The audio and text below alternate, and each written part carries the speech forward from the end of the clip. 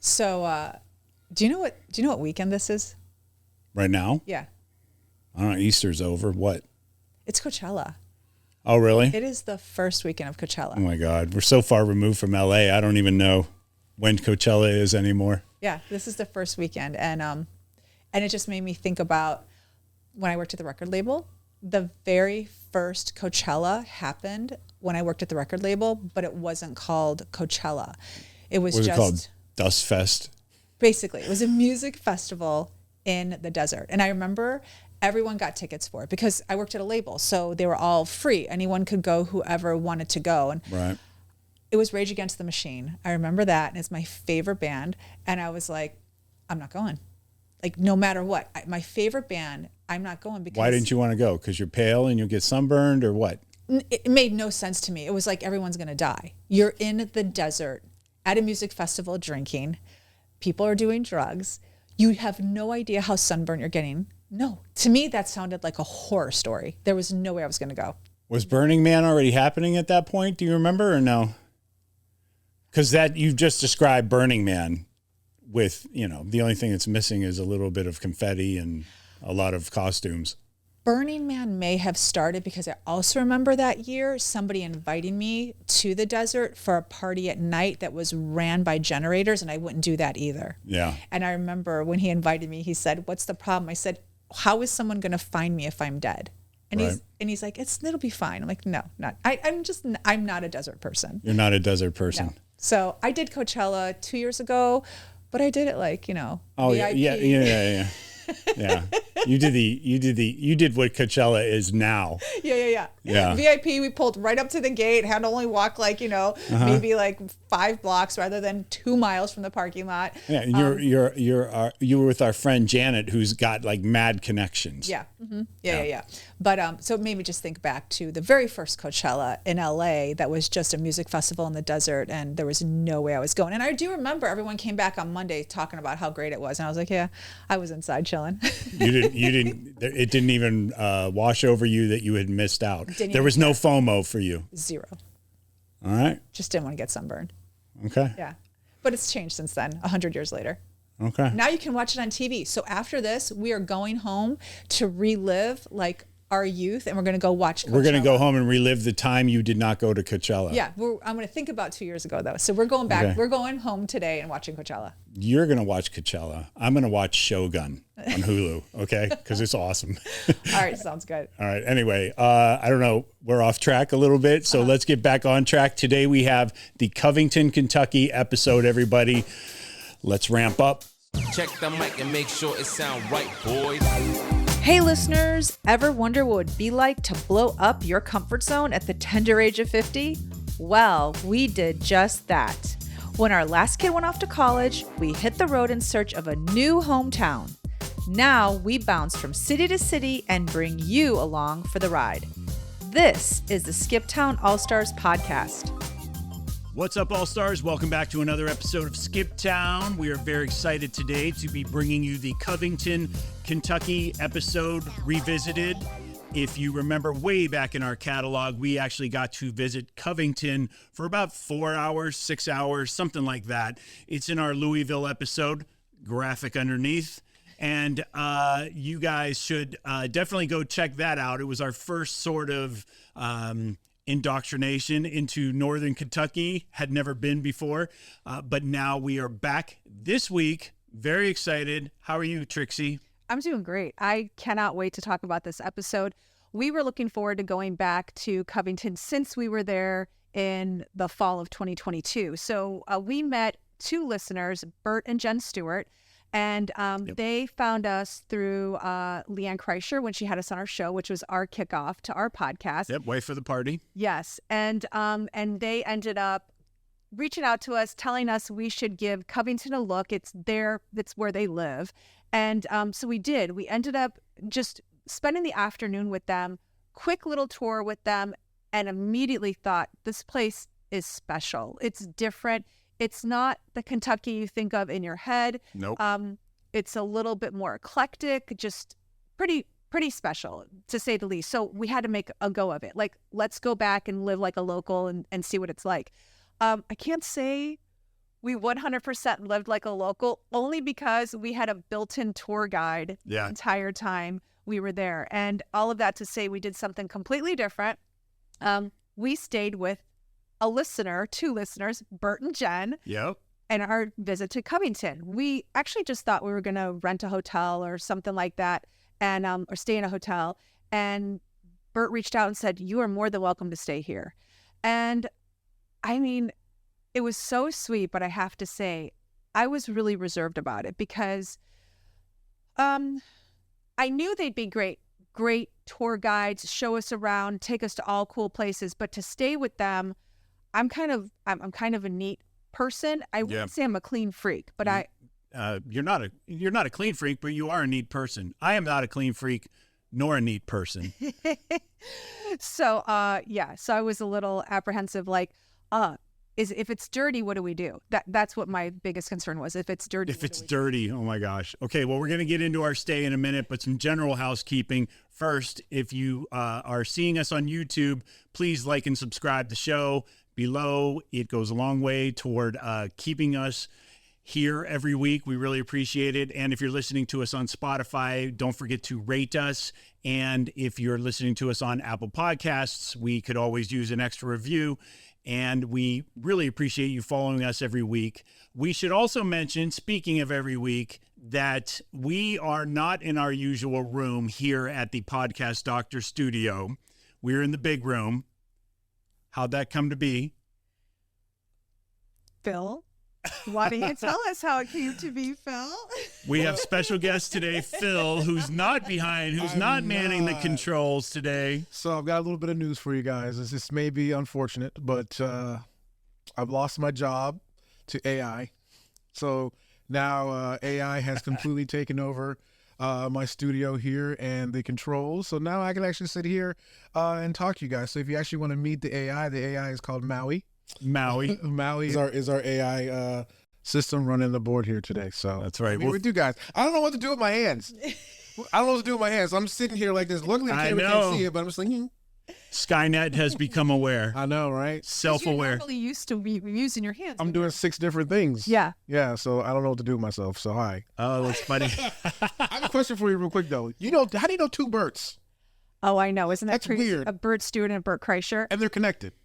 It is very strange. They are? Yeah, it is very strange. Anyway, I know. I've actually thought the same thing too. Bert Kreischer doesn't really call me much. So when Bert Stewart calls, there's no confusion. You know which Bert it is, no confusion when I say Bert called. James isn't like Kreischer because it's. Yeah, we have access to one Bert on the regular. We do not have regular access to the other Bert. No, So, but I thought the same thing. How do I know 2 Berts? And they're kind of connected. It is so nice to have you here with us today. Since Phil got fired, we thought that we would have him join the show today because, well, what the heck? Why not have a third person talk about all things Kentucky? that's right. Yeah, which I know absolutely nothing about. So Okay, good. This will be informative to you, and you'll be able to, as always, bounce great questions off of us. Yeah. And you can do it more. You can relax today, Phil. All right, someone else is at the controls.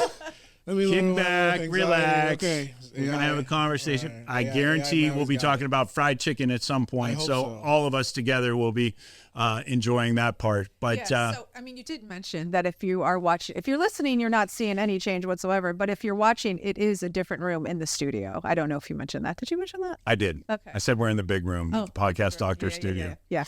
Yeah. So moving on, we decided after our Northeast adventure in Connecticut and Cape Cod and so many other episodes from that region coming in the future weeks, we realized that we really did have to give Covington a serious look. Mm-hmm. And when this opportunity arose with Bert and Jen, we could not wait. Right after Pittsburgh, we drove straight to Covington, and immediately we were greeted with this little British themed house. I shouldn't say little. It's not little at all, actually. Like, I don't even know why that word just came out of my mouth. No idea. We were greeted with this big British themed house. This house looks like it could be in a neighborhood in London somewhere, and purposefully so. Jen is a huge fan of all things London. So what were your first thoughts rolling up? Oh, wow. Well, to go back, I was concerned, like, how's it going to be on the inside? Is there going to be enough room for you and I? We're big people. Yeah. That's always a big concern. We're big people. We're tall. We're big. Like, is there going to be enough room for us? Oh my gosh, it was fantastic. First of all, their house is 3 levels. It's 3 levels. No, it's 4. There's a huge basement. Is there an elevator in there? I mean, you kind of need one. I think that an elevator would be appropriate for this house. dumbwaiter? Yeah, that would be a great idea. Great. Oh, Bert, I think you need to put a dumbwaiter in the house. I could just keep Denise in the kitchen and she could just load up the elevator. That's what you would love, right? It would actually be the other way around. I know it. Keeping you in the kitchen? Yeah, I would be in the kitchen fetching things for you all the time and just loading up the dumbwaiter. Could possibly. But yeah, so the house is 4 floors, like a basement that's actually fully in use. The first floor is their, kitchen, hangout area, living room. Second floor is their guest room. Like, we had the whole floor to ourselves, a guest room with our own bathroom. And then the third floor is basically like their master suite. So this place is pretty darn big. So my fears of like, are we going to be on top of each other, totally alleviated the minute I walked in. I mean, Bert did tell me, you're going to have your own room, your own floor, but like, he was right. My own floor. I was like, my own floor. And then when I got there, I was like, yes. Then, I'm a pretty neat person, like I said. Jen is OCD. So forget me. Like, forget my clean freakishness. She like trumps me 1,000%. Like, just everything. And here's the best part. They're like really simple when it comes to design. Like, they don't do knick-knack. They're not a knick-knack haven family. No, it's pretty cultivated in there. Yes, it is like it's like beautiful artwork, beautiful furniture, but not like clutter. So it was like, wow, I wasn't bumping into things, nothing like that. But what was I greeted with when we arrived? Do you remember? You're going to love this, Phil. Oh, this is really good. Do I remember? I don't know. I remember the house is there. The Post-it notes? Oh, right. The sticky notes. Oh, my gosh. Okay, so you haven't been with Skip Town long enough. You probably don't know, but we did an episode in Roswell, New Mexico. Okay. We stayed at this Airbnb that I promise you was more freaky than anything that you're going to find in Roswell, including the aliens. We walked into this place and it had Post-it notes everywhere. Telling you not to turn off the lights, not to take out the light bulbs, not to touch the washer, not to touch the dryer. And then it had like a lot of Bible verses everywhere. And then it had a lot of instructions or historical facts, like these are grandpa's scissors or whatever. And they were like, every object in the house had a Post-it note on it, to the point where you couldn't relax in this house because just naturally, if your eyes are scanning the room, you're like picking up text everywhere you go, and you're like, oh my gosh, I was so mentally exhausted by the time we left the next morning, right? Grandpa died here. Yeah, there was a photo of Grandpa on the wall. It looked, it was pretty scary. Yeah. So, and then the Post-it notes dated back to another episode that we did, because Bert and Jen are amazing listeners and they listen to every single show. It was a little YouTube segment we did. It wasn't even a podcast per se, because we didn't stream it as a podcast. Yeah. It had to do with censorship and whether or not like are nude scenes necessary. I personally don't think a single nude scene is ever necessary in a movie. It has nothing to do with storyline.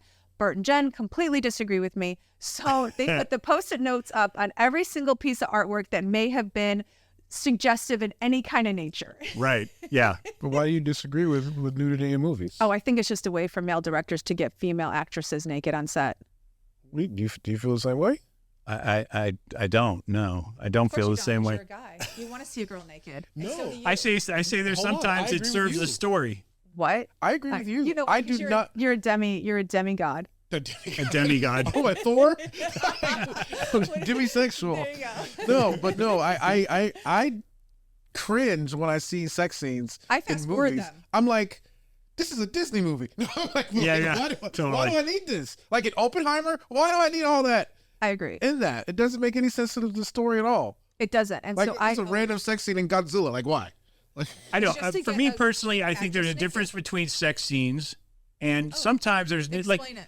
well, sometimes they go skinny dipping or whatever. Not necessary. And you got to take off, your clothes to go skinny. So you just see a butt walking into the lake. What's a big deal? But it's usually the girl's butt. I would say Oh, we can't rehash this episode Okay. like right now. We're gonna talk about we got to talk about Covington. We have so much ground to cover. But I fast forward them. I think they're obnoxious, and now all of my daughters fast forward them too. Oh I'm with Denise on this one. Thank you. Gosh, I think Phil is the only male I will ever meet in my lifetime who doesn't think sex scenes, who doesn't think sex scenes are necessary. I think you're going to be the only male I will ever meet in my life. I just got done saying I don't think sex scenes are necessary. But getting someone naked is okay. Well, I'm just saying there are times when it's like it serves a story. Like I don't know. Anyway. I don't feel comfortable watching a sex scene between two actors who I know are faking it anyway. So There you go. Okay, that goes to a different subject altogether. We are not talking okay. Anyway, about actors that are getting paid to do that. yeah. Let's get back to Bert and Jenna's house. So anyway, their house was phenomenal, and they were so much fun. The best hosts, best tour guides. We had a blast with them. So yeah, let's start with Covington. You literally walk outside their door, and you're in the middle of Covington. Yes. So let's just get right into their place. It is smack dab in the middle of Covington. You open up their door and you're in it. I mean, they're in a historic district. Their building is historic. We talked a little bit about the style. I keep calling their area Georgian, but you actually corrected me because you found the correct name of the style of architecture for their house. Yeah, I mean, according to the internet, it's called Second Empire. It's basically a little bit more of a square building than you're accustomed to. So in Covington, there are also what's called Queen Anne, which I think are similar to Victorian houses. The only difference being, I don't know why, like maybe Queen Anne was meaner or something, because the Queen Anne houses look really super Gothic. And so like pillars, like like scary pillars movie, like Dracula, like Transylvania type Gothic, some of these Queen Anne houses, right? Yeah. Okay. And so, or like a Tim Burton movie kind of thing, you know what I mean? For sure. And so saw a lot of those. their house is not like that. Their house is very cute. It has a very square facing front. It has two really nice doors. It has a little courtyard with a picket fence and everything in the front. And you just look at it and you're like, oh, this is a charming place to go and have a cup of tea, you know? And so it's really cute. one of the things that definitely sets apart this area, generally, I'm talking about the area of Covington, is, you know, on a regular house, you have gutters. And here you tend to have more box gutters. They're called box gutters. They're really ornate. If you look up at the eaves or where the roof is, you know, declined and all the rain is supposed to spill out, they have these like really wide gutters, and they'll have like little designs on them, and they're kind of blocky, maybe Art Deco style a little bit. Yeah, some of them are. And, Maybe you know, Victorian. I don't know. I'm not an expert on this stuff. But. No, I think you're right. Some of them are Art Deco, maybe some are Victorian. But I just remember when Bert was talking about them, I was like, okay, why are we talking about gutters? And then I found out they're like thousands of dollars because all the houses are historic. So you have to have these certain gutters. You can't just buy them anywhere. Yeah. You can't go to Home Depot and be like, let me get these aluminum or whatever plastic gutters. We found out you cannot go to Home Depot. Yeah. They're like $10,000, like insane. Yeah. It's part of the look of the house. It's part of the style. And I would believe, especially if you own a house in the historic district, you're ultimately required to buy these types of gutters when yours begin to fail, or, you know. So if you live in like a historic area, is there like a historic HOA? No, there's not an HOA. What we've learned is through our travels is that you do have to abide by city rules in order to maintain your house. There is like, even for some places, it could be a certain paint color. You are not allowed to paint it certain colors. No black. No, I think I've seen some black houses. Probably. Because, yeah, I've seen some black houses. You know, that's a trend now, right? Like black with black Or frame. like metal gunmetal gray Yeah. or whatever. I think I've seen some black houses actually in like Connecticut. So, yeah, but they are strict on certain things that you can do to maintain your house. Like you can't go and just decide to get a new fence if you're in a historic house. You have to get it approved, and it has to be in line with everyone else in the neighborhood. Like you can't just put up a white wood picket fence if everyone else has wrought iron. No, you cannot do that. So yeah, it's expensive. So Building to have a codes. house. yeah, Way different for historic districts. Yeah. That's WPS. That's white people stuff. Just saying. I think it is. Oh my gosh. I actually think it is. You could be right. Gutters? You don't worry about gutters. I know. And that was a conversation we had that like lasted for about 15 to 20 minutes on gutters. So it is 3-4 white people were talking about gutters. Yep. I love it. Those box gutters cost me an arm and a leg. I thought we were going to have to refinance the house. Anyway. Okay. So all that to say, in the coming weeks, there will be an Ask a Local that we recorded with Bert and Jen. That'll be dropping as soon as we're done editing that. You're going to get way more sort of background on the sort of history and the flow of Covington. But in the meanwhile, let's talk about my personal. We ended up doing this. I think it was our first full day there. We took you out for a little adventure, and despite being there a week or the better part of a week, it was still my favorite thing the entire time we were there. So let's just jump into your surprise. You love to surprise me. Why don't you tell people where we went and what you did? Oh my gosh. Well, okay. We did, what's it called? It's like silking, but I don't really know what it's like what Pink does at her concerts, how she's like flying around the auditorium. Cirque du Soleil? Yes. Yeah, like those big long drapes Yes. Oh, that they like flop around in, and they do all kinds of poses. So it was a silk class basically that was in a bar called Burkus. Now that's not in Covington. It's in an area called Ludlow, but it's the next town over. And it's like you go and learn how to climb these silks, be in the silks, but none of us look like Pink except for Bert. So what ended up happening? Okay. Wait, hold up. I know. Bert did it with me. Right? Yeah. Okay, go ahead, continue. Bert did it with me. So his wife, Jen, was going to do it with me, but she didn't feel well that day. And I didn't know what was going to happen. I was just told to get in the car. We're going to have something fun to do. And Bert said, Jen's not feeling well. She was going to do this adventure with you. And I was never going to do it. I was always going to hold the GoPro and enjoy myself. Babe, to see you upside down on a Can you silver imagine? was priceless. Oh my God, I would have torn an ACL, I'm sure. Oh, so you didn't do it? I did not do Oh, it. man. No. Where's the footage of that? No, dude, I take a lot of bullets for the show. It was definitely her time. So we show up and immediately like this panic sets in because I have no upper body strength. And in order to even like do anything, you need upper body strength. It's just, I have none. So I was like, how am I going to do this? So immediately I took a shot of tequila. She did. There was no way I would be able to do this. And truthfully, I couldn't do a lot of it, but it was fun as hell. And there was 2 other girls there. So it was 3 girls and Bert. And we all had a great time. And Bert seriously schooled everyone. He was doing like upside down things, like wrapping his legs around the silks and like hanging upside down. Like it was crazy, the stuff he was doing.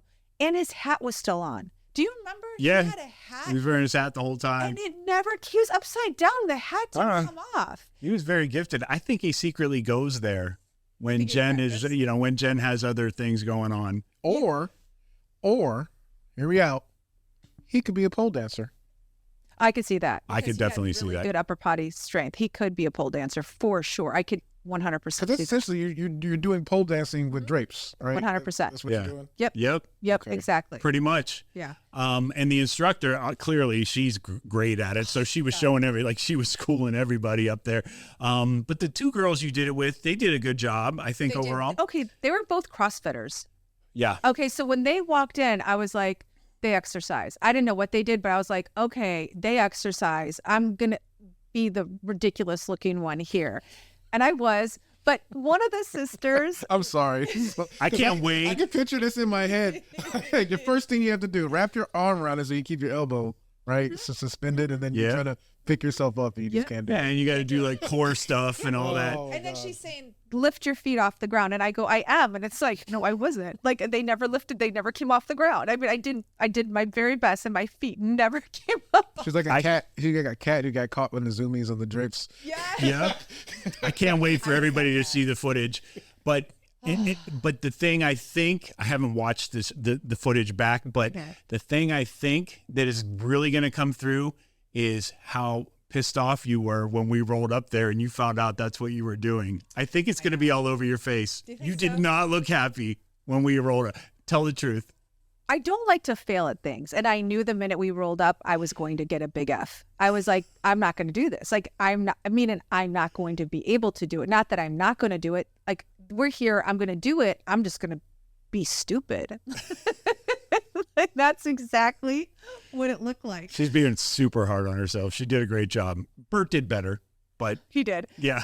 So the premise of this place, it's called Burkus because it's a beer place. Like, they legitimately brew beer there, but then they have circus shows Yep. during the week, like real circus shows. Like, while we were doing our silks, there was a whole troupe of circus people practicing their what's it called? Where they throw the flaming batons and all that. Like the thing though. Oh, the hoops. Juggling. Thank you. The juggling, like you Yeah. know, like the what are they like bowling pins? Like look like yes. Okay, so they were juggling. They were doing fire stuff. I did think for a moment. Okay, they cannot light this fire while the silks are out. Are you sure this wasn't a dream? This sounds like a dream. Like, what are you doing? You got clowns, you got jugglers, people on Yeah. silk thingies, and beer. Yeah. It does sound like a dream, doesn't it? That's a dream. Yeah. There's a monkey in the background with some symbols.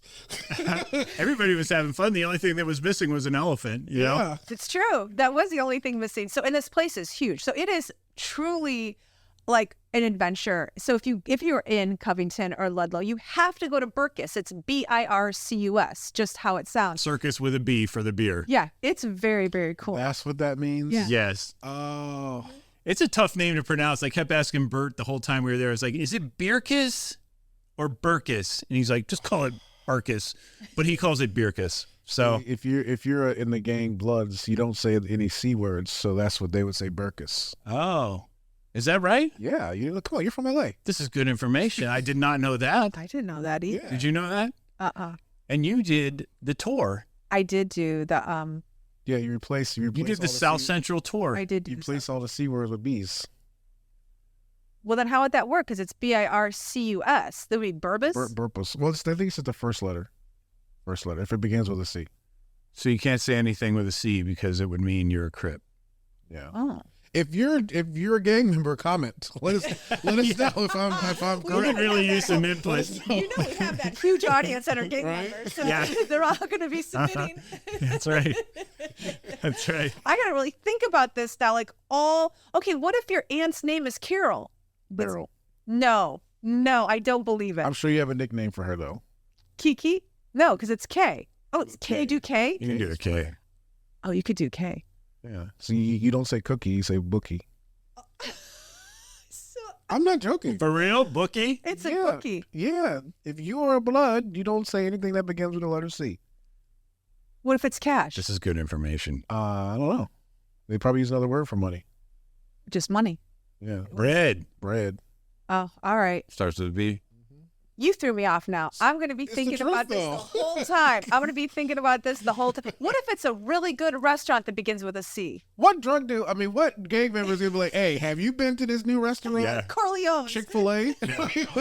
Definitely. All right. Okay. Well, I'm going to be on this one I'm going to just throw it out. When we're talking, like, what about this? That's great. So the silks were a hit. The silks were a hit, especially for me. I had a good time. I'm so glad you got footage. You actually posted one photo of me in the silks. I did manage a way to sit. I was elevated off the ground, She was horizontal. horizontal, sitting with my legs up in the silks. I mean, I would have thought that you probably would because you're pretty fit. So that would have seemed like easy. I am fit, but upper body is like, that's tough for everyone, I think. Like, you could be really fit, but who can do a pull-up? Not me. Okay, exactly. I mean, most fit people maybe can pull out a couple pull-ups, but like my upper body strength, I knew it too. I was just like, ugh. Ugh. I always think if I'm hanging from the ledge of a mountaintop, I'm going to die. I won't be able to hold myself. See, that's WPS. That's never in our thoughts. You never think about hanging Why from the edge of a why cliff? would I be on a cliff in the first place? I was just about to say, like, she's being a little disingenuous here. Denise does not go outside. I think So- about these things though. You may say Denise I don't doesn't go outside. but there are How long were you moments- outside today?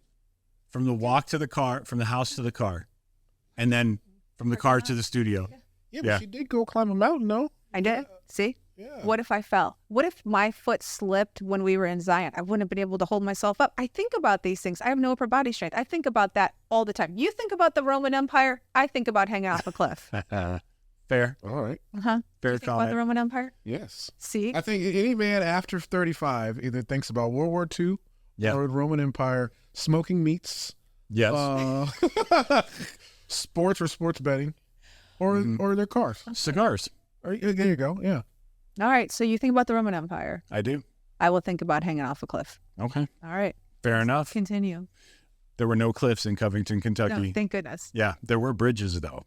Let's talk about that. Yeah, let's talk about the bridges. So one of the first days we were there, we did a walk downtown along the riverfront. So let's talk about where Covington is located exactly, because we never even discussed it. Okay. Let's revisit that real quick. So for those of you geographically concerned about where Covington, Kentucky is, it is literally on the border, the north border of Kentucky, right up against Cincinnati, Ohio. So the nearest large city to Covington is in Ohio, right across the river, The Cincinnati River, basically. on the Ohio River. Oh, gosh. Okay. Ohio River. Yeah. Sorry. Yeah. And so across that river, there is a bridge that has, I don't know, you've done more research on it than I have, but the John A. Roebling Suspension Bridge is the iconic landmark. If you're in Covington, Kentucky, you like every post I make about Covington, every thumbnail, everything, I have to have this bridge because if I don't, I know the locals are going to be like, where the hell's the bridge? Yeah. And it's what connects Cincinnati to Covington. And the design of it is just absolutely stunning. It was the architect that designed it is also the same architect that did the Brooklyn Bridge. So if, conjure the Brooklyn Bridge, that's the bridge in Covington. It's beautiful and it's walkable. It's not just for cars. So you can walk it, you can ride your bike. I mean, it's gorgeous. It is on a great summer day or, spring day. It's really How long is this bridge? It's 1,000 feet. So because I think this is something that we did when we were kids. We if we're driving, we have to hold our breath. Oh, yeah. Is that what y'all did? Did you hold your breath when you're riding across it on your bicycle? Oh, that's I think I did. I'm not going to lie. Out of I fear? think I did. Out of fear. Oh, yeah, God. for sure. Now there is okay, so where people walk and where people drive, there's a path, obviously, a division, there's a rail. So the pedestrians are on one side, cars are on the other.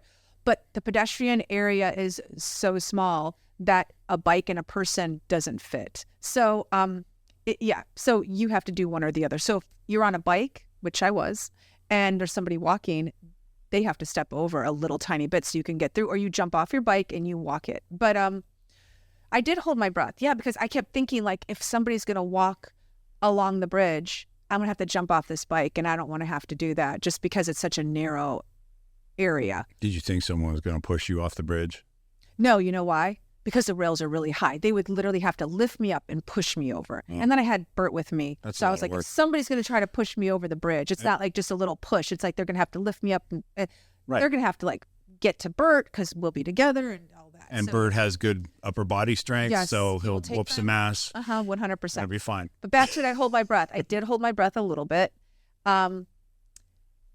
But I'm wondering, could I hold my breath the whole time? No, I think I could do it. I don't think you could. I think I You can. hold your breath for at least 2 minutes. I think I can. You think you could hold the bridge I used to swim a lot when I was little. Yeah, I think I could. when you were little? You swam a lot when you were little. Uh-huh. Okay. There we go. We took a trip to Hawaii, and she almost got swept out to sea. That has nothing to do with holding my breath. That was totally So different. you were just going to look at a turtle, and I had to rescue you. You did. That has nothing to do with holding my breath. Okay. That You was- just said you. That was a swimming issue. That was a swimming issue. Okay. I'm just. I'm giving supporting evidence that maybe you weren't the strongest swimmer even when you were a kid. Let's move on. Let's move on. Are you going to do this the whole time? You're going to challenge everything I say? I'm going to be, yes, I am. I'm in that kind of mood. Let's go. So Cincinnati, across the river, Vine Street is the main artery that separates east and west Cincinnati. But on that street, it's an area called OTR, which is over the Rhine, German word. I thought it was over the river, and it still kind of is, but it's not because it's in German. So it turns out there's a huge German presence there. Did you know that? I did not know that. I thought it was over the river too. But yeah, I did not know there's such a huge German presence. I wonder why. I think a few Germans got together and they were like, hey, this is a good place to make sauerkraut. Let's do it. Yep. There's a river nearby where we can wash our clothes. I have no idea. But there are so many little German areas. In fact, right down the street from Jen and Bert's house is a street. It's Main Street, but it's called Mainstrasse, that area. So very cool. There's a glockenspiel, a massive glockenspiel. Is that a gun? Which I didn't even know. I know. What's that? What's a glockenspiel? Explain what a glockenspiel is. It's like gun clock? it's like a clock, right? It's a clock, yeah. That makes music. Yes. Gun. Yeah, but it's like Is it with a gun? there's no gun. No, there's no gun. You There's said no gun. Glock. I know. It's a different kind of Glock. Oh, Although, no, I mean- the hands are guns. no, No, dang it's it. little children, ding, ding, ding, Oh. ding, made out of metal. Okay. And I don't know. It's just like an elaborate sort of clock musical device. Germany is known for their clockmakers. So They are. it makes sense that there's a glockenspiel. And I thought that was a Swiss. Do you know what does that translate so to? I Do you know? know that in Germany they have lots of. Was it translate to? Yeah, like I literal don't. term. I don't. I'm not an expert on German culture. I'll look it up. Okay, Hold on. you go ahead. But the main street of Covington, Mainstrasse is adorable. I mean, It is. you have everything right there. So if you are living in downtown Covington, you technically don't need to get in your car to get to anything. There's bookshops, there's coffee shops, there's really good restaurants. Yep. There's clothing stores, and we're not talking big chain clothing stores, really cute boutiques. Everything is right there on Mainstrasse. I mean, every single thing you could possibly want. You can get your hair done there. You can go grocery shopping. They have like a market on Mainstrasse, I believe, like a little like gourmet market I thought I saw. So everything is kind of right there. Yeah, there are kind of 2 or 3 main arteries in Covington where there are all kinds of restaurants, bars, shops, you name it. And that's what is the appeal of the city. And Yes. as we would find, one of the things where, you know, it kind of has us thinking, like, is this the place for us? It's because there's so much to do there. So on the Covington side, you have sort of your smaller venues. You'll have your medium-sized bands or touring groups or whatever that can play in the arenas there. And then right across the river on the Cincinnati side, you have the stadium where the Bengals play. You have the Reds, the Cincinnati Reds, so you can go see Major League Baseball. There is a hockey arena there where you can see a minor league team, the Cincinnati Cyclones. I got a story about that when we get to it. And obviously those arenas can also house like much bigger acts, bigger touring groups. Yeah, I mean the beauty of that bridge, there's more than one bridge, and to get you to Cincinnati from Covington. But the beauty of being so close to Cincinnati is you can walk those bridges, like I said, or ride your bike, like I said. But once you get to Cincinnati, everything is there also. I mean, we did a bike ride, Bert and I, for 4 hours, and we just went all along the Ohio River on the Cincinnati side. He took me to all those stadiums that you just mentioned. We were right in front of them. A beautiful park along the river, and then we just kept going along the river, just looking at beautiful homes, apartment buildings. Old warehouses that still had writing from like 1960s, 1970s. It was really, really cool. So to have 2 cities basically at your fingertips, Cincinnati and Covington, it's kind of a dream, really. And the airport is only like 15, maybe 20 minutes from Covington. The Cincinnati airport is technically in Kentucky. I sure Cincinnati was ghetto. There are parts of it that are kind of rough, not going to lie. Especially, Is there a clear distinction from Covington to Cincinnati? Like, oh, we need to lock our doors. good question. I mean, Okay, I went into Cincinnati with Bert, and we went into Cincinnati that night to have dinner. So I was in Cincinnati a couple of times. There is a distinction for sure. You're going from a small town to a city. So yes, there is a distinction, but it's not a lock your doors. It's not a lock your doors distinction. It's not like that, but there is a distinction for sure. Homeless people, like yelling at each other in the street. loud, lots of cars. But I didn't feel that distinction, no. I mean, look, there's a bad part to every city. That area was not that. Does that make sense? Distinction for sure, but not that kind. Gotcha. Yeah. And in fairness, there's even a rundown section of Covington. I mean, if you get below South Street, so the river is north of the city.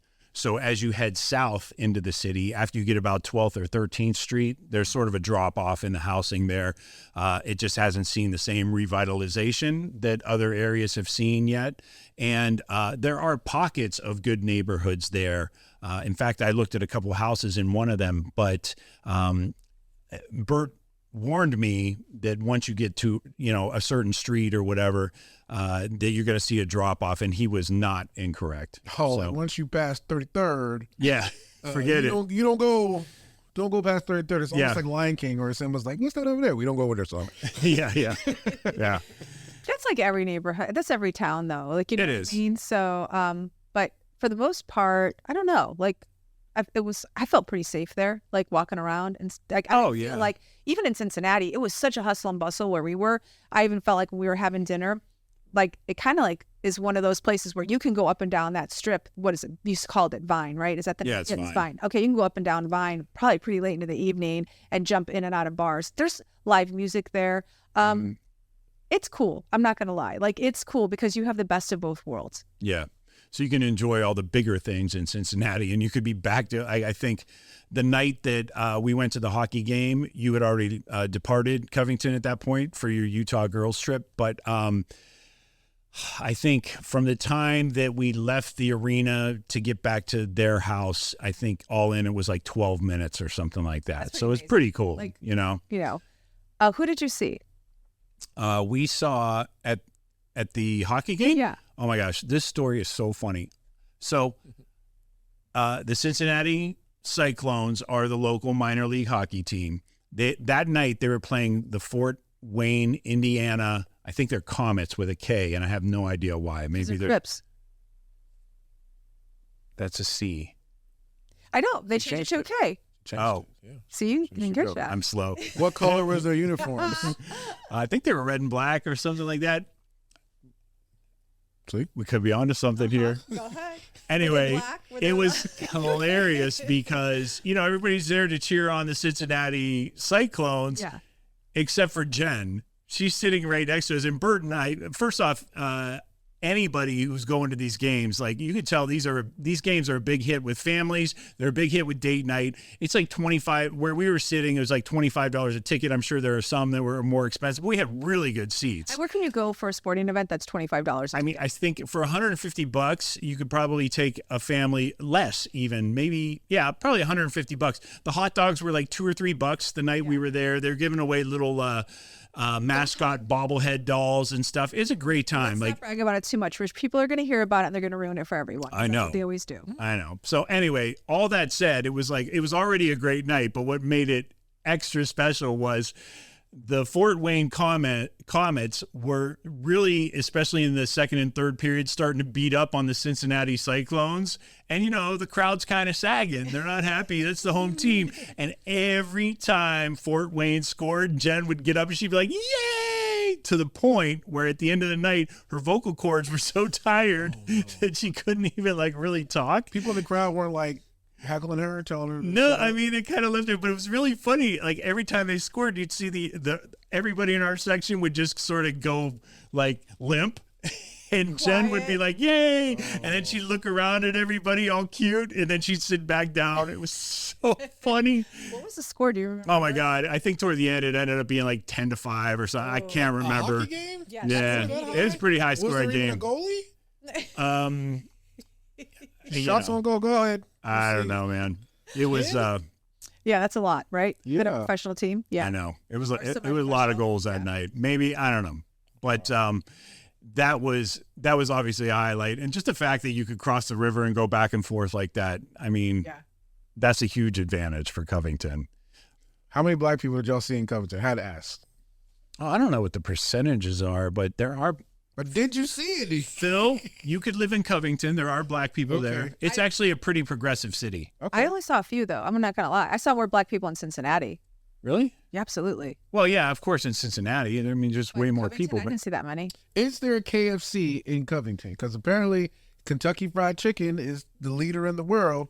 So I've been holding out for 30 minutes. The show's been going on. You got to tell me, and this isn't a stereotype thing. Everybody loves KFC, so don't pull that card. Anyway, KFC in Kentucky isn't legit. It's legit. That's there. They have a. Well, I understand it's there, but it's a taste. How's the taste? Okay, we didn't do that. We didn't. We did do that. What are you talking about? We didn't do KFC in Kentucky. We didn't do KFC, but we did have, quote, Kentucky-style fried Yes. chicken. And where did we have it? But it was in Ohio. It was on the Cincinnati side. No. It's supposedly the best fried chicken in Kentucky. Legit. Like, if you look it up, it's like the best fried chicken in Kentucky was in Cincinnati. Literally. And we did go, and it was delicious. I'm not going to lie. It was really, incredible. Really good. It's called the Eagle. The Eagle OTR.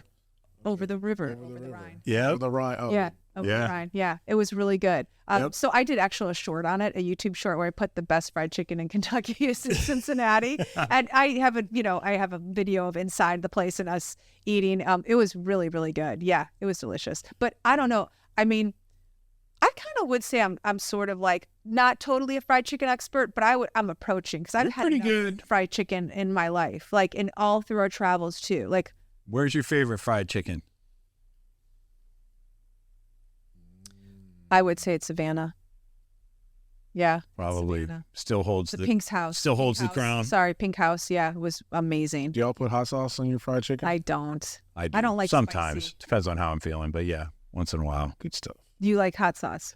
Depends on it. If it's like extra crispy, no. If it's just like Because you just want to taste it. if it's just like kind of crispy, yes. But it's extra crispy, no. Okay, what is your favorite? Is it extra crispy or just regular? It's a mood thing. Oh, It's a mood thing because like I'll eat the extra crispy chicken if I don't have any sides. If I have sides, I won't eat the extra crispy. It'll just be regular cooked. why? There's a theory for that. What is it? Well, there's more breading on the extra crispy, so I get fuller faster. So I don't eat it with the sides. So if I want to just, if I want to actually enjoy sides, I'll put some hot sauce on it. What is your hot sauce of choice? Oh my gosh. Yeah. Okay. Let's go there. Tapatio. That's my favorite. Cholula. Cholula's great. Yeah. Even just regular Texas Pete is good sometimes. I put that in my ramen. I don't like any of the super hot scorcher ones. Right. I'm tired of that. No, yeah, you want a little kick, but you don't want to be in pain the next day. I like the green Tabasco sauce. Or you like the green I put that Tabasco. on my Chipotle. Really? Huh. I used to steal them from Chipotle all the time. You make enough money. You don't need to do that. Yeah. Still have some impulses. I know. Sometimes you're out. It's about it's not about necessity now. It's about convenience, right? I know, it's true. Winona does do it. Okay, so I have to ask you, what's like your favorite chicken place? Oh man, like does that have to be a chain or like a Just any, like it could be anything. Oh man, my memory is fading, but there was a place, Paco's. Actually, Paco's had really nice fried chicken here in Winter Park. Yeah. Gone. Restaurant's gone though, but like Maryland fried chicken was really good. I would never expect you to say Winter Park. So for anyone who is listening, not familiar, Florida, Winter Park is all white people. Yeah, but it was minority owned though. You got you got to be the mover. Sometimes you want some hood chicken. Okay. Like you gotta have to protect yourself if you want to go, Right. or bring somebody with you. Oh yeah, Who do we you bring had to with do that. you that's bigger than you? I'm talking about y'all. Oh yeah, we had to do that in Youngstown. Wait, you would bring white people to the hood? Yes, y'all deserve to eat good food too. Oh, okay, so you're not going to go by yourself is what you're saying. If you're going to go, Y'all don't go by yourself. No. Oh. I will go by myself. Oh, okay. Yeah, so but- we don't go by ourselves. I didn't understand that. Oh yeah, no, we won't do that. We don't do that. Washington Shores is a place here, and if you're local to Orlando, you already know. Washington Shores. Okay. That's the place where you get the good hood food. Ooh. Okay, what makes a good fried chicken? Okay. So, Because I think we all have our own thing. What is it with you? oh man, I like when they make the batter and stuff, pickle juice. They use pickle juice. I don't think I've had Chick-fil-A that. does that actually, but butter. I like buttermilk. I like sometimes when they twice fry it. Okay. But it's also good. I only like dark meat. I do too. I don't like the breast as much because sometimes it's dry. Yeah, it gets dry. But I don't bite the whole chicken and rip the skin off. And I rip the skin off first. I'll eat the skin and then I'll eat the chicken. Different method. I do it very similar. You do? I do. A lot of times, if it's a thigh, I pull off the skin first. If it's a leg, I eat it. Yes. With that. Okay, but if it's a thigh, I'll pull off the skin first. Yes. I eat the chicken breast. You do. And you don't like dark I meat. eat it. Every bite has to have some skin in it. So I'm a little different. I have to have it all at once. No. When I do hot sauce, yes. Yeah. I put hot sauce on it, I'll take the whole bite. Oh, okay. Yeah, I'll take the whole bite. There's a whole. This is all important stuff. It is important stuff. The people in the comments are like, yeah. I know. You're right. Oh my God, that's gonna be good. Yeah. All right. So let's talk neighborhoods here. Back to Covington. Yeah. Ludlow is one of our favorite neighborhoods. We actually have spent time there twice. Bierkes, your little adventure was there. Yeah. There's also a place called Second Sight Distillery. They produce bourbon. Our friend Karis is one of the proprietors there. He gave us a tour back in one of our old episodes. You have to check that out. Louisville. And I had the fortune to go back there again this time around, and I spent a lot of money on liquor. I don't know. You probably noticed, like, the shelves are stocked in the liquor cabinet. He called me because I was away with the girls on a spring break trip, and he calls me and he says, okay, so I'm not sure if there's any room in the car for your suitcase. And he was dead serious. And I said, well, you bought that much alcohol? He's I think well, about like 6 bottles. He goes, well, the car was kind of full to begin with. Yeah. And he's like, and I just kind of, we're going to have to rearrange. I'm like, oh my gosh. But their alcohol is so good. They make it, and I'm not an alcohol person. So for me to even say that, they make it all there, small batches. Like, it is delicious. So what did you get? Tell everyone what you got. Okay. So I got a bottle of bourbon for myself. I think it's called Oak to Oak or something like that. Okay. Anyway, That's our new podcast. it is Oak to Oak, like Jen to Jen. So I got a bottle of bourbon for myself. I bought a really nice bottle of scotch that I'm going to gift to somebody at some point. Well, we got some space. Oh, you guys have space over here on the shelf. I like it. Donate. I like it. That was sort of my pride takeaway that day. But also, they just started in the year since we've been there. They started doing batches of absinthe. Oh, geez, that's that straight grain alcohol. It is. It'll make you see. It'll make you see shapes. Isn't it like poison? You could run a car with that. Yeah, you could run a car with it. Don't you have to take it like in a drop, like a tincture? Yeah, it's got to be. I think it's got to be small amounts. That's what the fire breathers do. They take a shot of absinthe. Yeah. Did you have any? I haven't yet. I haven't cracked the bottle yet. They didn't give you a little taste. I didn't test anything that day. I bought it all sort of taste unseen because Karis was in the middle of doing a tour. So for those of you who don't know, Karis Wagner, who owns Second Sight Spirits, will do tours and take people sort of through. It's a legit distillery on the Kentucky Bourbon Trail. So it is in the northern section, and it's considered one of the craft makers on the Kentucky Bourbon Trail. So it's legit. They have a license, all that stuff to make actual bourbon. Cap right now. I am wearing the baseball cap right now. Oh my gosh, I forgot all about it. Second Sight Spirits, everybody check them out.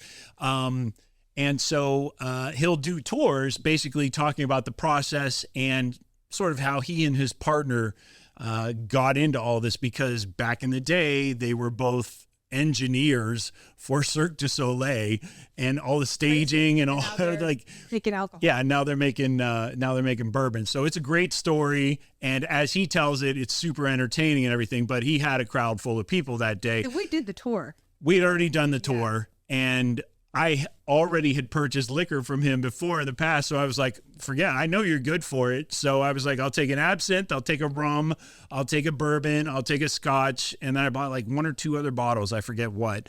But now, I don't know if it's now, they may have had it at the time we were there before, but they actually have a coffee bar there now. So they had a barista behind there, behind the coffee bar, and you can order, like they have drinks where you can actually, like I ordered a peanut butter bourbon latte.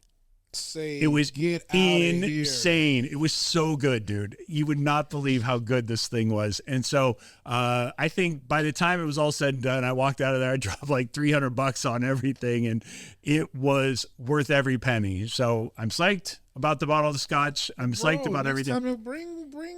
Yeah, You know what? we got to crack have it. to bring some, so You got to have crack some. it. Yeah. You got to crack it. So The Bourbon Trail, really quick. Can you just explain? Because I really don't know much about the Bourbon Trail. Do you know anything about the Bourbon Trail? I'm guessing you're taking a trip to different distilleries that make bourbon. But Yes. What was the Bourbon you're Trail drunk. originally? well, Was it like where they bootlegged? Was it? I don't know. I believe the Moonshine? Bourbon Trail is just sort of. No, that's not the Bourbon Trail. It's not the Underground Railroad or anything like that. That is completely different part of history. Okay. All right. No, I don't. I think historically it's just been how do we try all the bourbon in Kentucky and what is the route to get there? So It's not baked in history like this was where Prohibition started or this was where no. I'm not aware of that. Maybe, but I don't think it's so. really just like The tradition in Kentucky are the actual bourbon makers themselves. So you have Jim Beam, you have Maker's Mark, you have all your principal ones. it's like Napa, but for bourbon drinkers. It's across the whole state, though. It's like way bigger than Napa. It goes across the It's not a region. Yeah, that's why I'm saying, like, I wanted to talk at length about the Kentucky Bourbon Trail. It's just too vast. I mean, there are 18 major distilleries there, and then there are, I think, 32 craft distilleries afterward. Holy smokes. So, and Karis's second site is one of 3 or 4, I think, in the northern region. I actually did, like, as I was driving after I left Covington.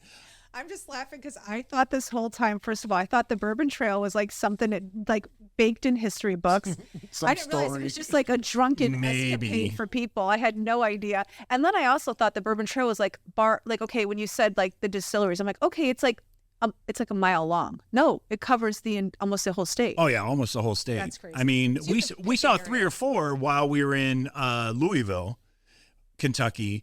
But they're all across, like there are some outside of Lexington. There are 4 major regions. There's like an east, west, north, and south. I'm correcting myself now. 18 signature distilleries, 28 craft distilleries scattered all over the state. I have a weird question, and sorry if you're in the comments and you know the answer. I just don't know the answer to this. But what is the actual difference between a bourbon and then just whiskey? Whiskey. Okay, how do they say? All bourbon is whiskey, but not all whiskey is bourbon because, like champagne, the grapes that grow in a certain part of France, if it's not from Champagne region, it's not champagne. It's Sparkling wine or bubbly or whatever you want to, whatever the other terms are. Asti is a region. So was it Asti Spumante? Oh my gosh, she just dated herself again. Is that like the stuff we used to get when we were in high school? I never drank that, so I have no idea. So say it again. You said It's like Sprite with a headache. you said. I already lost you there. You said all bourbon is whiskey, or all whiskey is bourbon? All bourbon is whiskey, but basically Not all bourbon whiskey is bourbon has to come from Kentucky, and it has to come sort of accredited through a process of making the whiskey.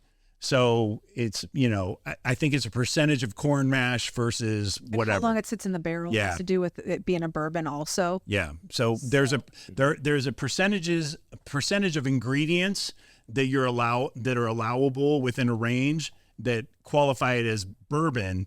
I'm sure there are whiskey distilleries in Kentucky that do not qualify as bourbon, So I don't know why they would bother. Does it taste differently though? Does it taste differently, babe? To me, it's more because it's more corn instead of grain alcohol. There is a slight taste difference. For me, like if you're to drink like an Irish whiskey or something, it just feels thinner, as you're drinking it. Like there's more of a robust flavor, and depending on the distillery in bourbon, there's like a robustness there. I know there are scotches and whiskeys where you could probably I'm not a connoisseur, so I think there are definitely alcohols where you could fool somebody like me. I don't know if you would pull that off with somebody who's like a bona fide like bourbon connoisseur, Okay. And they do have bourbons now, I guess. I don't know. I don't know if it's Japanese bourbon. Maybe it's just Japanese whiskey. It's Yeah. Japanese whiskey. So I think worldwide it's just known, like, if you like bourbon, it has to come from Kentucky. Good to There you know. go. So Didn't know that. I legitimately did not know and was afraid to ask. So yeah. We learned that when we were in Kentucky, that we learned it also. We weren't sure. I asked that same exact question. And I think you even asked that question, like, what is the difference between bourbon and whiskey? And we got schooled, like, okay, it Yeah. has to come from Kentucky. Yep. Interesting. Yeah. So that's what's up with that. Okay. That's in Ludlow, and actually, there's another great spot that has opened up since the first time we were there. There's a place called Ludlow Coffee. It's become my new favorite spot. I've only been in that area twice, but it's my new. It actually is number 5 now on my list of Americanos all over the country. Whoa. Are you serious? I went there 3 times in the time I was there. Oh, you really liked it. Yeah, a guy who used to work at Birkus, Circus, Cryptus,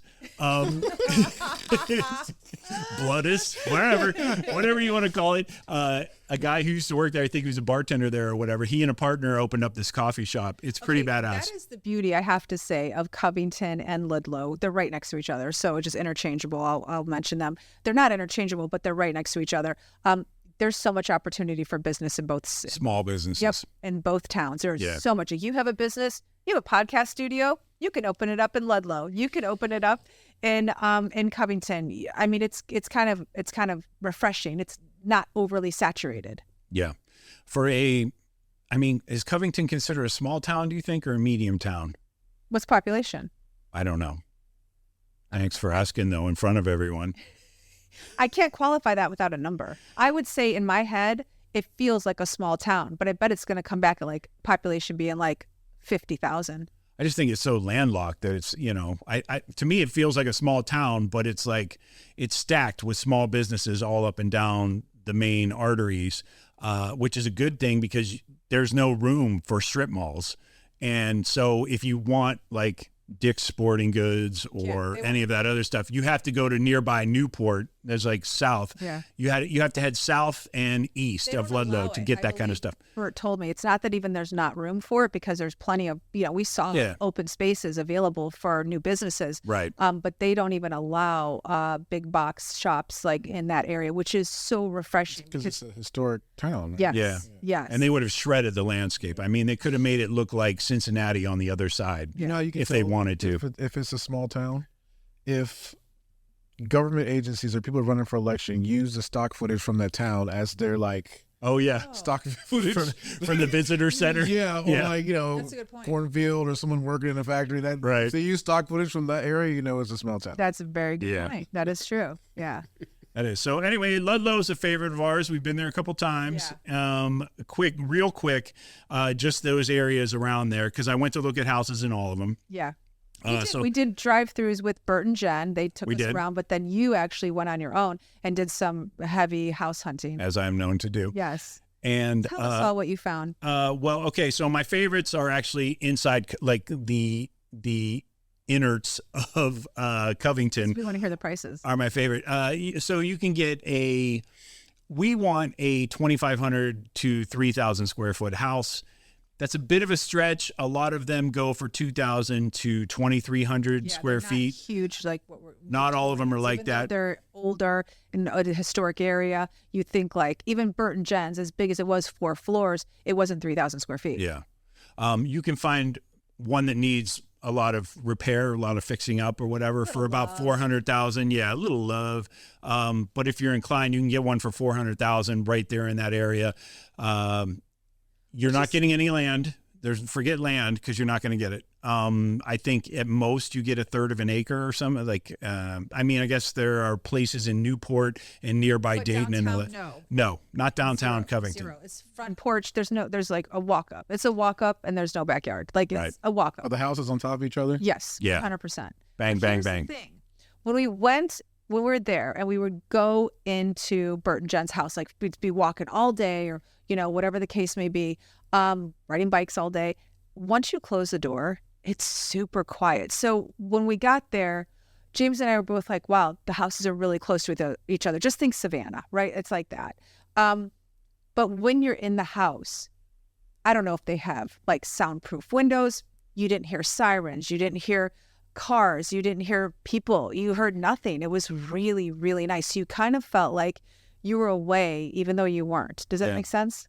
I get it. Yeah. There was a freeway a few blocks away, and it didn't keep us up. The trucks, none of that stuff really bothered us at all. So I didn't mind that everything was close together, only because you still felt like you were not in the city when you were in your home. It was weird. Coming from y'all come from a big city though. That doesn't like, you guys aren't used to like that white noise. Like that. I hate it. Really? I absolutely hate it. I don't want to move to a city. Like I absolutely hate it. It's I lived it for so long. The peace and quiet is such a welcome change of pace for me personally. Like I love not hearing anything at night. I love it. We have been deconditioned because I think in LA for the 25 plus years we lived there, you do tend to start tuning out, all the leaf blowers. Sirens. Every day of the week, there's somebody blowing a leaf. Like nobody is on the same gardening schedule in your neighborhood, And so there's always a leaf blower going. There are helicopters going. A lot is in the city limits.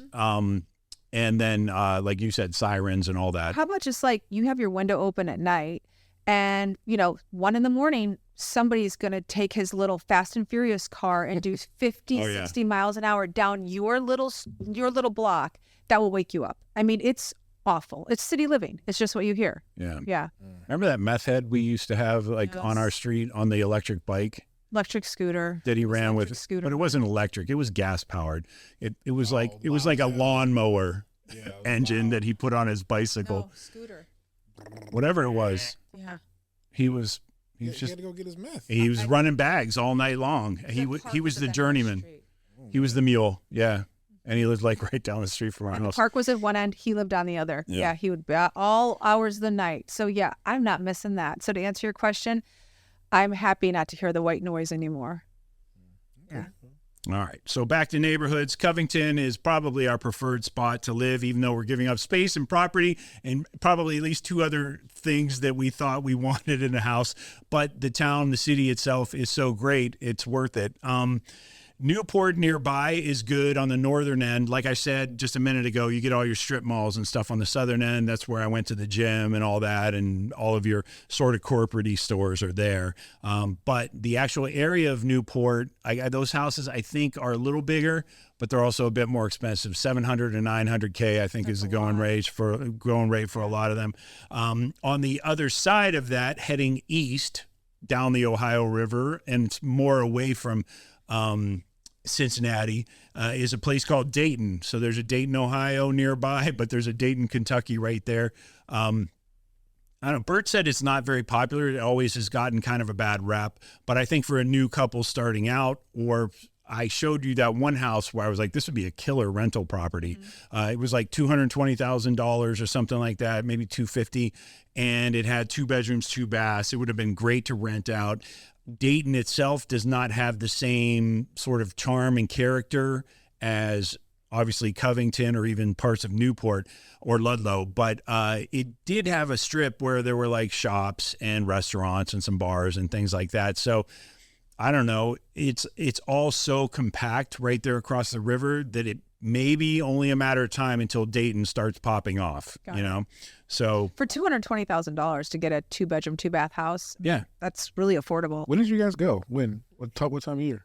Well, we were there just at the end of March. Yep. Mid-March. Sorry, mid-March. So the weather was pleasant. Yeah, it wasn't too cold. One day was just T-shirt weather. Another day, though, it was rainy and cold. So it's very typical Midwest weather, Are there like, since it's landlocked, they just get tornadoes, I guess? Oh, yeah. Yeah. Tornadoes bad. Tornadoes. Yeah, and that's the natural disaster there. Yeah. Uh-huh. So that's why they have basements. Yes. Yeah. Yeah. So we're not going to talk about that. We're not going to talk about that. We're going to talk about Ohio in a second because you want to talk about tornadoes. Tornado Central. Kentucky, Ohio, Tennessee. That's like Tornado Valley. See, I didn't know. Oh, yeah. I thought it was like so bad. Texas, Oklahoma. Oh, no. That's, Arkansas stuff. No, it's not. It's not as flat. It's more hilly and rolling hills, green. He's talking about tornadoes, though. Yeah. Yeah. Okay. one place where we might get everything that we want that checks off the box, but we're not going to get the ability to just walk into Covington every single morning is a place called Latonia. Bigger houses, I guess, bigger plots of land or what have you. Totally in our budget, totally in our price range, $400,000 to $600,000. How do you say it again? Latonia, L-A-T. Latonia. It could be Latonia, depending on where you come from. It could be Latonia. There was another area called Fort Thomas. I wasn't really feeling it. A lot of aging craftsman houses and stuff. Sort of. Any work. It's like an older neighborhood. But to cap it all off in Covington, one adventure that we did do was we ventured pretty far actually into Ohio.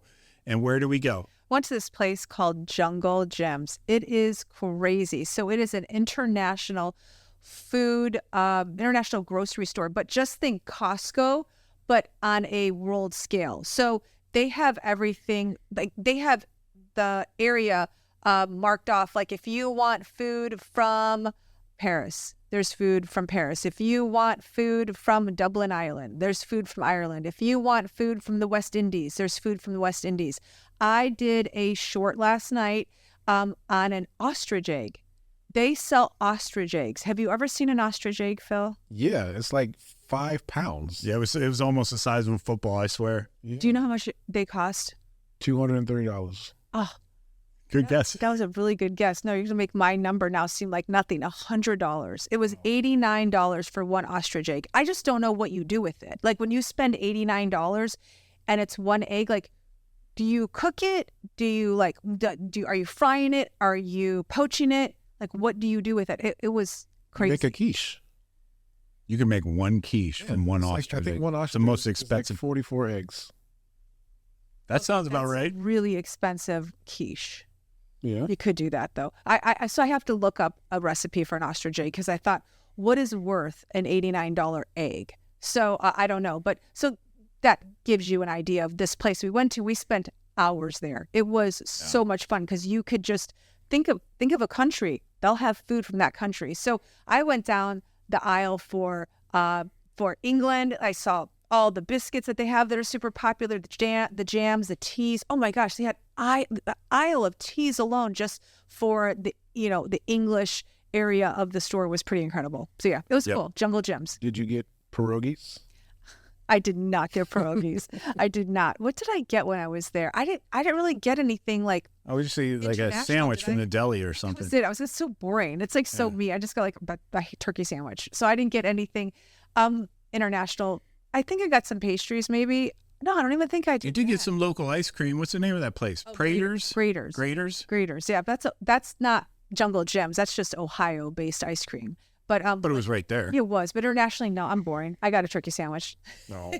No, Wow. I know. And then we had Cincinnati fried chicken later that night. We did. What is? Hold on. There's a chili. Cincinnati chili. Oh yeah, Skyline. What the heck? Skyline is that? chili It is looks like popular. trash. It What is does. that? It does look like it. I did not try it while I was there. It's the one She thing was I didn't get to. I'm totally confused. Oh yeah, there's a chili. There's a chili. Oh, and then there's like a chili mac or something. Yeah, like dude. macaroni and cheese It's and literally like chili and all that. Uncooked spaghetti is cooked, but just spaghetti, garbage chili, and then like a bunch of just like a bag of shredded cheese on top. Schmutz. Oh, you know what? Yeah. I think Bert and Jen were talking about that. Yeah, we Oh, discussed. Skyline chili. I think they were. Yeah. Mhm. Okay. They said it did sound disgusting when they. I know were a talking about Skyline is in Pittsburgh. I think we're wrong. But Skyline is here. They actually have one here too. it. I do. They do? Bert and Jen were in the car. They were talking about chili, and it all sounded disgusting. There is a signature chili dish Yes. from Yes. Cincinnati. Yes. And they you were were talking just, about it. she was equally as disgusted by it as you are. So Yeah, we like- did not go there. Do y'all like beans in your? This is a white people question. Yeah. Beans? Do y'all like beans in your chili? Or no? I don't like beans generally. You like beans? What about you, Jen? I don't mind them, but I prefer like more of a Texas style chili where it's more meat. They don't put beans in their chili. Texas style spaghetti with their chili. Texas style spaghetti? No, Texas style chili is with spaghetti, I believe. I don't know. I was talking about Texas style chili. Yeah. They don't I wasn't talking about nothing about. I just said nothing about spaghetti. They don't put beans in their chili. Texas doesn't. Yeah, so Texas doesn't put beans. No, yeah, that's the kind I prefer. I don't like chili. Do you like beans in yours? Yes. You do? Yeah. Okay. So you like the Midwest style of chili. Yeah. That's a very Midwest thing. So I do think. white people like beans or not beans? No. My people don't like beans in their chili. White people. Always so picky. We are so big. What, you someone special? You can't eat the beans? That's all we can afford. That's what I'm I saying. don't know. We had to eat the beans where I grew up. That was so- our protein. Yeah, we ate canned chili where I grew up, so whatever. I will say though, we had the opportunity on the way to Jungle Gyms and on the way back to go through an actually awesome little town in Sharonville, Ohio. And it was bittersweet for me because I grew up in Ohio. Everybody knows that. Anybody who listens to the show knows this. Sharonville looked amazing. It looked like the quintessential little hometown that we've been looking for this whole time on the road. And I would not let Bert or Jen stop anywhere because I have this thing. I don't want to live in Ohio. Wow, I knew there was a butt coming in there. Yeah. Wow. And the reason for that is really nothing against Ohio, although I really don't identify with their politics in any way, shape, or form anymore. But the people are fantastic. I love my Ohioans. They're a funky bunch, and I love them for all their quirks. I just feel like after growing up in Ohio for 23 years and living in LA for 6 years, I feel doesn't it seem kind of dumb to move back somewhere talk about after this, all yeah. the places we've seen? Yeah, you and I have talked about this. It just seems weird. I think like we talked about it last time we were with you, Phil. Like it just seems weird. Like I was like, would I really move back to Chicago? And although Chicago seems like, okay, it's bigger than, Cincinnati or. It has way more to offer than way more to Sharonville, Ohio, yes. I don't know. It seems to like, why settle on the hometown? Like why settle on, like if you picked anywhere in the country to go to and then you moved to Virginia. Look at that look. Can we get some audio with that look? Oh my gosh. So it's like after all of this, we're going to end up back in our hometown. Like it just seems weird, but Right. that Sharonville was really, really cute. So when Bert said, do you want to stop? I'm like, no, keep going. I literally said to him, James will never move to Ohio. So if you're not from Ohio, highly recommend Sharonville because we've totally seen it. And it's not far from Yellow Springs in Dayton. Yellow Springs, incidentally, is where Dave Chappelle lives. Yes, that's his community. And so it's a little blue dot in a big red state. And, I don't know. Probably the only black person that lives there. He may be, actually. Yeah, I don't think so, though, because didn't he go to some sort of academy there or something nearby? Was that in Dayton? Dayton has black folks, for starters. Maybe not in Yellow Springs, but Dayton has black folks. So you're welcome in Dayton. Cool. You're probably welcome in Yellow Springs, too. It's blue. It's a liberal town. Yeah, it is. So, But so that is like, I love Dave Chappelle. So, when Bert was like, he's only like 30 minutes away, I'm like, Ohio's not so bad. yeah. And they've gone to see him. Like, they went to see two of his COVID shows in his backyard. Yeah. Oh, Isn't that insane? Amazing. It's Yeah. amazing. Yeah. So, So anyway, all right. Well, other than a few notables, I was about to wrap it up, but we do need to talk. We absolutely need to talk about where was that Hilltop bar we went to? City View. City View Tavern Yeah. in Cincinnati. Yeah. Okay. You have to tell this story. It's pretty good. So Bert and Jen took us to this really famous place called City View Tavern, and what it's known for is Charles Manson used to frequent this bar. Ohio. Yeah. You want to talk about WPS, Phil? Oh, White people that stuff. is some grade A. WPS. If you say Charles Manson had a beer in a place, I guarantee you white people are going to drive for miles to go see this place. He used to go here all the time, and the last time he was there, he got so drunk on tequila, he jumped over the balcony because it's sitting on literally a side of a hill. It jumped over the balcony and ran off, never came back, and then started his killing spree in California. That is urban. What a chain of events. That is urban legend, but they'll tell you that in the bar too. That's really what happened. So because he was so notorious, they no longer sell tequila there because that was his drink of choice, and that's what got him wasted the last night that he was there, and he behaved badly. So they don't sell tequila, but they're an open bar, and it's a cute little bar tucked away in the side of a hill in Cincinnati. So let's go visit. So It's like a little neighborhood tavern. 100% a neighborhood tavern, right? It's really out of the way. Like, you kind of have to like know where this place is. It's not on any kind of main drag or anything like that. So we went because, let's check it out. It's where Charles Manson used to hang. So we're there. Long story short, James is on the phone. He's dealing with work. He's outside the bar. I'm inside with Bert and Jen.